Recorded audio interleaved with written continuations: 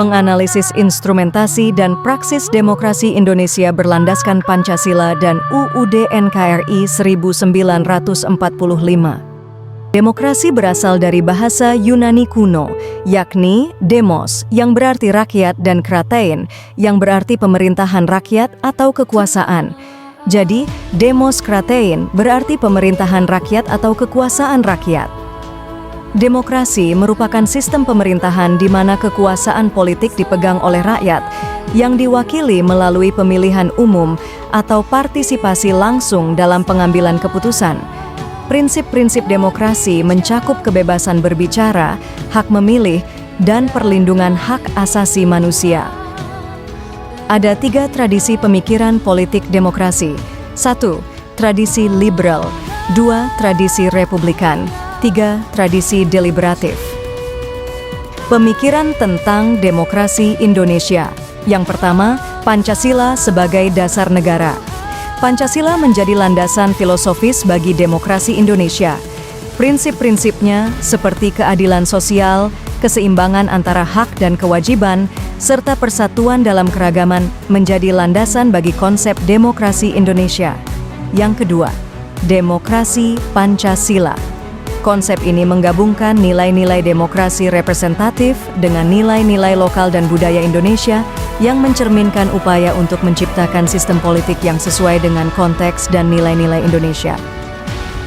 Yang ketiga, tantangan dalam praktik demokrasi. Meskipun Indonesia secara resmi menganut sistem demokrasi, masih ada tantangan dalam implementasinya. Misalnya, masalah korupsi, ketimpangan ekonomi, serta pembatasan terhadap kebebasan berpendapat dan berekspresi sering menjadi sorotan dalam praktik demokrasi di Indonesia. Yang keempat, perkembangan media sosial. Media sosial telah memainkan peran yang semakin penting dalam politik Indonesia, memberikan warga akses yang lebih besar terhadap informasi dan memungkinkan mereka untuk berpartisipasi dalam diskusi politik secara langsung. Namun, hal ini juga menimbulkan tantangan baru terkait dengan penyebaran informasi yang salah dan polarisasi politik.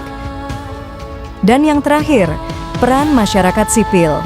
Organisasi masyarakat sipil dan gerakan advokasi memainkan peran penting dalam memperjuangkan hak-hak warga, memantau pemerintah, dan memperkuat demokrasi di Indonesia. Melalui aksi-aksi mereka membantu meningkatkan akuntabilitas dan transparansi pemerintahan. Pentingnya demokrasi sebagai sistem politik kenegaraan modern. Demokrasi merupakan pondasi bagi kebebasan, keadilan, dan keterlibatan rakyat dalam pengambilan keputusan. Dalam sistem demokrasi, setiap warga negara memiliki hak untuk berpartisipasi dalam proses politik dan mengontrol pemerintah melalui pemilihan. Ini memastikan akuntabilitas, transparansi, dan representasi yang lebih baik dalam penyelenggaraan negara. Alasan diperlukannya demokrasi yang bersumber dari Pancasila. Pancasila sebagai dasar negara Indonesia menganut nilai-nilai demokrasi dalam sila-sila seperti ketuhanan yang Maha Esa, kemanusiaan yang adil dan beradab, persatuan Indonesia, kerakyatan yang dipimpin oleh hikmat kebijaksanaan dalam permusyawaratan, perwakilan, dan keadilan sosial bagi seluruh rakyat Indonesia.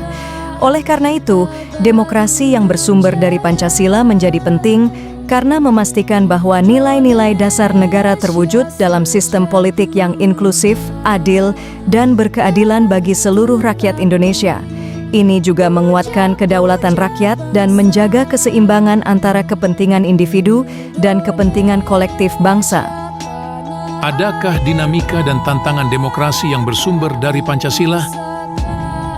1. Interpretasi nilai-nilai Pancasila. Tantangan dalam menafsirkan nilai-nilai Pancasila yang bersifat luas dan abstrak, serta mengakomodasi keberagaman budaya dan keyakinan di Indonesia.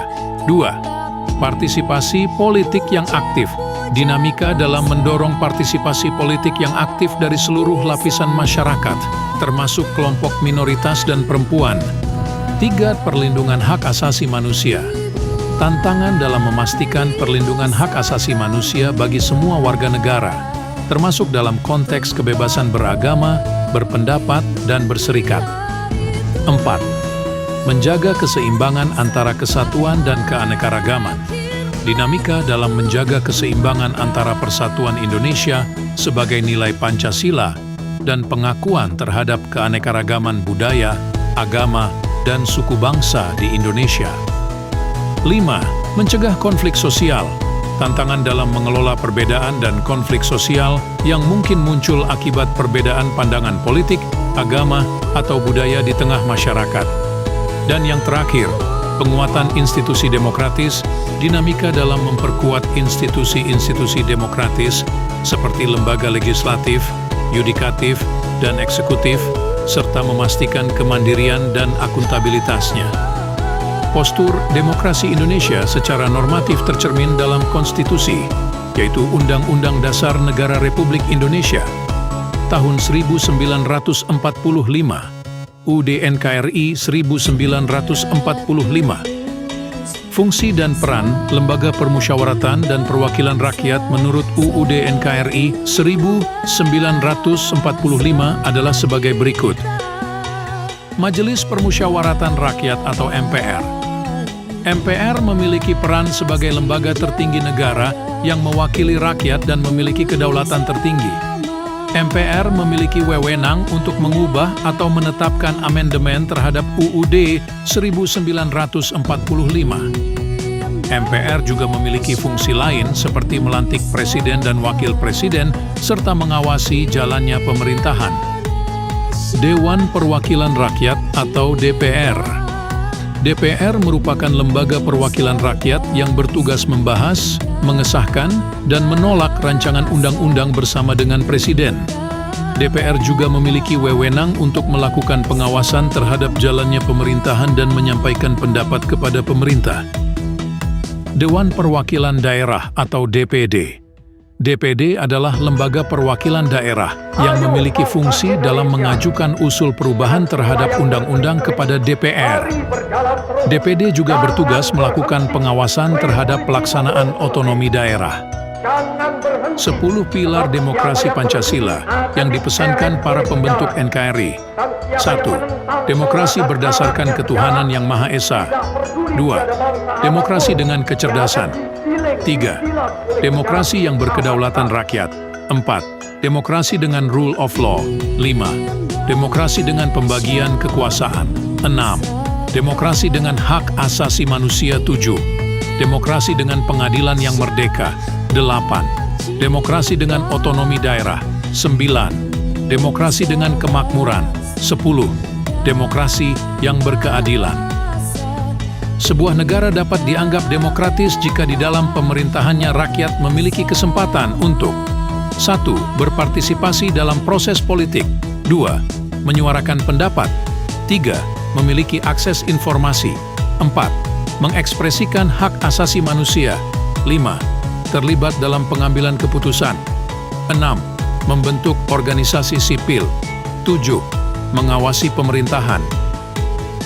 Kesempatan-kesempatan ini adalah ciri-ciri utama dari sistem politik yang demokratis, di mana kekuasaan sebagian besar berada di tangan rakyat dan pemerintah bertanggung jawab kepada publik. Kesimpulan, demokrasi Indonesia adalah sistem pemerintahan di mana kekuasaan politik dipegang oleh rakyat, yang diwakili oleh para pemimpin yang dipilih melalui pemilihan umum. Ini mencakup pengakuan atas hak asasi manusia, pluralisme, kebebasan berpendapat, serta keterlibatan aktif warga dalam proses politik.